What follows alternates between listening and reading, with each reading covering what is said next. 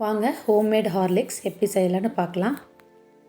தேவையான பொருள் 12 மணி நேரம் ஊற வச்ச கோதுமை, வேர்க்கடலை 50 கிராம், தாமரை விதை 10 கிராம், பாதாம் 50 கிராம்.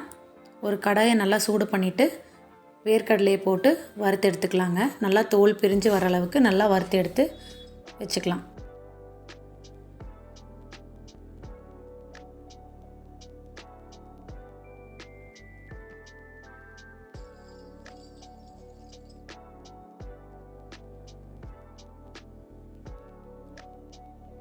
பாருங்கள், நல்லா வறுத்து வந்துருச்சு.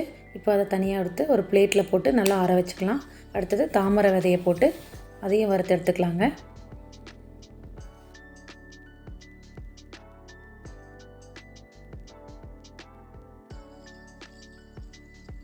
தாமரை விதை நல்லா வறுபட்டுருச்சான்னு பார்க்குறதுக்கு கையில் ஒன்று எடுத்து உடச்சி பார்த்தா தெரிஞ்சிருங்க.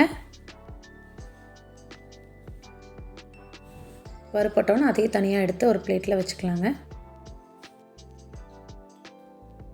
பாதாமை போட்டு வறுத்து எடுத்து வச்சுக்கலாங்க.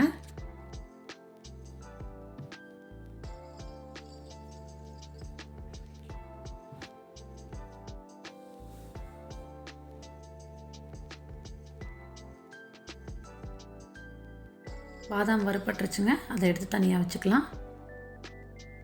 இப்போ கோதுமையை போட்டுக்கலாங்க. கடாயில் கோதுமையை போட்டு நல்லா வறுத்து எடுக்கணுங்க.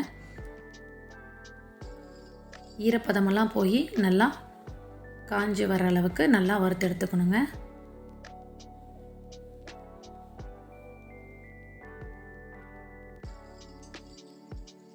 கோதுமை வறுபட்டுருச்சுங்க. இப்போ எடுத்து பிளேட்டில் மாற்றிக்கலாம்.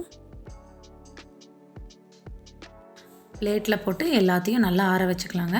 மிக்ஸி ஜாரில் மாற்றிட்டு அதில் 4 ஏலக்காய் போட்டு நல்லா அரைச்சி எடுத்து வச்சுக்கலாங்க.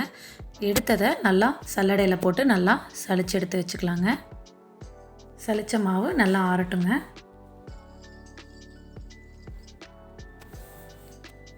நல்லா ஆற வச்சதுக்கப்புறம் அதில் 2 ஸ்பூன் பால் பவுட்ரு சேர்த்திக்கலாம்.